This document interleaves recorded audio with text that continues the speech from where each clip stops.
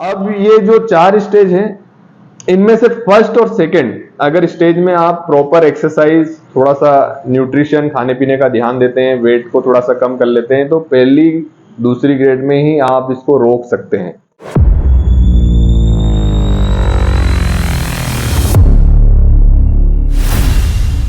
नमस्कार दोस्तों, मैं डॉक्टर अनिल जायसवाल। आज हम बात करने वाले हैं ऑस्टियोआर्थराइटिस ऑफ नी जॉइंट, मतलब जो घुटने का अर्थराइटिस होता है, घुटने में जो प्रॉब्लम होती है एक एज के बाद, उसके बारे में हम बात करेंगे। तो ये बहुत आम प्रॉब्लम हो गई आजकल, जो पहले 60 ईयर के बाद में देखी जाती थी, लेकिन अभी ये जो प्रॉब्लम है ये 35-40 की एज में भी हम देख पा रहे हैं। ऐसे कई पेशेंट हमारे पास आ रहे हैं जो 35 ईयर की एज में उनको ऑस्टियोआर्थराइटिस डेवलप हो गया है। तो ऑस्टियोआर्थराइटिस क्या होता है? घुटने के बीच में जो घुटने की जो हड्डियां होती है, उन हड्डियों के बीच में जो ऑयल होता है, जिसको हम फ्लूइड बोलते हैं, साइनोवियल फ्लूइड, वो कम होने लगता है और कार्टिलेज घिसने लगता है। उसको ऑस्टियोआर्थराइटिस ऑफ नी जॉइंट बोलते हैं। ये एक एज रिलेटेड कंडीशन है। ये एज के साथ पेशेंट्स में देखने को मिलती है और इसमें डिजेनरेशन होने लगता है।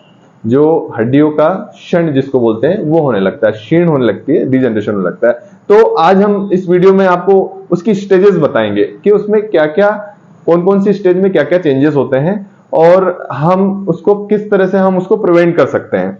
तो आइए जानते हैं इस डायग्राम के थ्रू कि उसमें क्या क्या स्टेजेस देखने को मिलती है।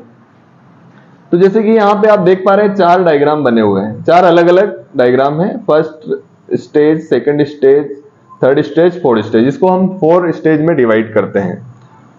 अब ऑस्टियोआर्थराइटिस घुटना नॉर्मली बाहर से तो सभी ने देखा है, हम अंदर से उसको दिखाएंगे कि ये जो हड्डी होती है ऊपर वाली, जो हम जंघा वाली हड्डी बोलते हैं, और नीचे जो है हमारी घुटने के नीचे वाली जो हड्डी होती है हमारी, वो ये नीचे, इसको टीबिया बोलते हैं और ऊपर वाली हड्डी को फीमर बोलते हैं। तो ये जो आप टीबिया और फीमर के बीच में जो जोड़ बनता है उसको घुटने का जोड़ बोलते हैं, नी जॉइंट। अब ऊपर वाली जो हड्डी है उसमें इस टाइप से कार्टिलेज होता है। ये आप जो देख रहे हैं व्हाइट कलर का, ये इस बोन को इस तरह से लेके दिखाया गया है। मतलब ये ज्वाइंट ऐसे बनता है, लेकिन इसको इस तरह से लेके ये समझाने के लिए दिखाया गया है। तो ये जो कार्टिलेज है, इस कार्टिलेज और ये नीचे जो दिख रहे हैं आपको 2 स्ट्रक्चर, इसको हम मेनिस्कस बोलते हैं। ये 2 गद्दे होते हैं घुटने के बीच में, ये मीडियल मेनिस्कस कहलाता है और ये लेटरल मेनिस्कस कहलाता है। साथ ही साथ में ये जो स्ट्रक्चर दिख रहा है आपको रेड कलर का, इसको हम लिगामेंट बोलते हैं। तो इसमें 4 लिगामेंट होते हैं। पीछे की तरफ पोस्टीरियर क्रूशिएट लिगामेंट होता है, आगे की तरफ एंटीरियर क्रूशिएट लिगामेंट होता है, और जो साइड में है मीडियल कोलेटरल लिगामेंट होता है, और बाहर की तरफ लेटरल साइड में लेटरल कोलेटरल लिगामेंट होता है।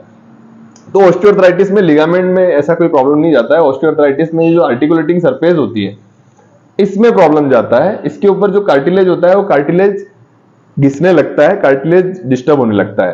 तो जैसे कि हम पहली ग्रेड की बात करें, तो पहले ग्रेड को हम माइनर में रखा है हमने। माइनर मतलब इसमें बहुत ज्यादा चेंजेस नहीं होते हैं। इसमें सिर्फ पेन होता है पेशेंट को, और वो भी पर्टिकुलर मोमेंट्स में पेन होता है। जैसे कि वो जब सीढ़ी उतरते चढ़ते हैं तब पेन होता है, या फिर वो उकड़ू जैसे कि आलती पालती मार के बैठते हैं तब पेन होता है। तो इसको पेनफुल स्टेज भी बोलते हैं। इसमें कार्टिलेज में बहुत ज्यादा चेंजेस नहीं होता है, सिर्फ छोटा सा इन्फ्लामेशन यहाँ पे आता है। ग्रेड 2 की अगर बात करें, इसको माइल्ड ग्रेड भी बोला गया है, ग्रेड 2 को। इसमें क्या होता है, जैसे कि आप इसमें कार्टिलेज देख पा रहे हैं, कार्टिलेज बिल्कुल एकदम क्लियर है, व्हाइट दिख रहा है आपको। लेकिन और ये जो मेनिस्कस है, उस मेनिस्कस में भी कोई ऐसी प्रॉब्लम नहीं दिख रही है, ये भी बिल्कुल ब्लूइश कलर की दिख रही है। लेकिन ग्रेड 2 में क्या होता है, कार्टिलेज का कुछ भाग जो होता है वो डिस्टर्ब होने लगता है, मतलब कुछ भाग घिसने लगता है। तो आप देख पा रहे हैं कि ये इसमें थोड़ी थोड़ी रेड ये दरारें दिख रही है। तो ये बहुत कम लेवल पे होती है ग्रेड 2 में। और नीचे का जो मेनिस्कस होता है, उस मेनिस्कस में भी डिजेनरेशन चालू हो जाता है, दोनों साइड, लेटरल और मीडियल साइड ज्यादा होता है। आपने देखा होगा घुटने अधिकतर ऐसे धनुषा आकार लेने लगते हैं, क्योंकि अंदर की तरफ ज्यादा लोड पड़ता है, घुटने के अंदर की तरफ ज्यादा लोड पड़ता है, अंदर का ज्यादा जल्दी डिस्टर्ब होता है। साथ ही साथ लिगामेंट जो है वो इंटेक्ट हैं। तो ग्रेड 2 में पेशेंट को पेन रहेगा, स्वेलिंग रहेगी, चलने में दर्द होगा, ज्यादा लंबे नहीं चल पाएंगे, सीढ़ी चढ़ने उतरने में तकलीफ होगी, लेकिन अपने काम वो कर पाएंगे। अभी हम ग्रेड 2 से ग्रेड 3 पे अगर आते हैं तो इसको मॉडरेट स्टेज बोलते हैं। अब इसमें आप देखेंगे कि जो कार्टिलेज है, उस कार्टिलेज में बहुत जगह ऐसे रेड कलर के पैचेस दिख रहे हैं, धब्बे दिख रहे हैं। वो जो धब्बे हैं वो पूरे कार्टिलेज को कवर कर लिया इसने। साथ ही साथ बोन के अंदर भी, ये जो आर्टिकुलेटिंग सरफेस के नीचे बोन होती है, इन बोन के अंदर भी डिजेनरेशन देखने को मिल रहा है।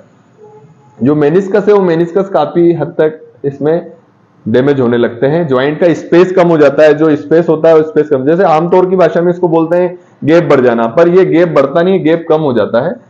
मीडियल साइड का गैप ज्यादा कम हो जाता है, लेटरल साइड का गैप जो होता है वो थोड़ा कम होता है, लेकिन मीडियल साइड में क्योंकि ज्वाइंट का सबसे ज्यादा लोड पड़ता है अंदर की साइड में, तो उसमें गैप ज्यादा कम हो जाता है। तो वो क्योंकि हड्डियां पास में आने लगती है, जब ये घिसने लगता है तो हड्डियां पास में आने लगती है। तो ये ग्रेड 3 जो कि मॉडरेट स्टेज कहलाती है, और इसमें काफी कुछ पेशेंट को दर्द रहता है। इसमें धीरे धीरे पैर मोड़ने में तकलीफ होने लगती है, पैर मुड़ना कम हो जाता है और साथ ही साथ पैर टेढ़े हो जाते हैं। ग्रेड 4 की बात करें तो इसको सीवियर स्टेज बोला गया है।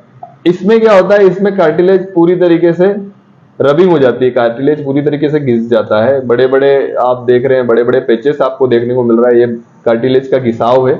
और साथ ही साथ ये जो बोन है, आपको बोन के आसपास भी आपको पैचेस दिख रहे हैं। तो ऑस्टियोआर्थराइटिक चेंजेस के कारण जो आर्टिकुलेटिंग सरफेस है वो पूरी तरीके से रब हो जाती है, और जो घुटने का स्पेस है वो खत्म हो जाता है, और घुटने में टेढ़ापन दिखने लगता है। ऐसे पेशेंट ज्यादा दूर तक चल नहीं पाते हैं, उनको चलने में तो तकलीफ होती है, साथ ही साथ बैठ के उठने में तकलीफ होती है, सीढ़ी तो चढ़ना उनके लिए बहुत ही मुश्किल हो जाता है। तो ये ग्रेड 4 मतलब ऐसा है, इसका first, second, third, fourth stage, मतलब 4 स्टेज इसकी होती है। अब ये जो 4 स्टेज हैं, इनमें से फर्स्ट और सेकेंड अगर स्टेज में आप प्रॉपर एक्सरसाइज, थोड़ा सा न्यूट्रिशन, खाने पीने का ध्यान देते हैं, वेट को थोड़ा सा कम कर लेते हैं, तो पहली दूसरी ग्रेड में ही आप इसको रोक सकते हैं। लेकिन अगर आपने पहली और दूसरी ग्रेड में ध्यान नहीं दिया, मतलब आपको पेन हो रहा है और आप चलते रहे और आप उकड़ू भी बैठते रहे, सीढ़ियां भी चढ़ते रहे, और आपने न्यूट्रिशन भी नहीं लिया, प्रॉपर एक्सरसाइज भी नहीं की, तो ये ग्रेड फर्स्ट से सेकंड में आएगा, सेकंड से थर्ड में आएगा और थर्ड से फोर्थ में चला जाएगा। तो ऐसे ये प्रोग्रेसिव डिसऑर्डर है, क्योंकि ये एज के साथ साथ बढ़ता है। तो आपको सिर्फ और सिर्फ फर्स्ट सेकंड ग्रेड में जब आपको पेन चालू हो तो उस पर ध्यान देना है, आपको प्रॉपर एक्सरसाइज करना है। एक्सरसाइज मैंने अपने वीडियो में डाल रखी है, आप अगर घुटने के दर्द का एक वीडियो मैंने बनाया था जिसमें मैंने एक्सरसाइज उसमें पूरी तरीके से पूरी एक्सरसाइज समझाई है। और इसी बीच में अगर आप फिजियोथेरेपी करवा लेते हैं फिजियोथेरेपी सेंटर पे आके, तो आपका ये प्रॉब्लम फर्स्ट से सेकंड स्टेज में ही रुक जाता है, वो थर्ड स्टेज में प्रोग्रेस नहीं होता है। तो अपने घुटने का ख्याल रखिए, और आगे भी घुटने से रिलेटेड मैं आपको और भी जानकारियां दूंगा। मेरे साथ ऐसे चैनल पे बने रहिए, मेरे चैनल को सब्सक्राइब करिए और वीडियो को लाइक करिए। Thank you.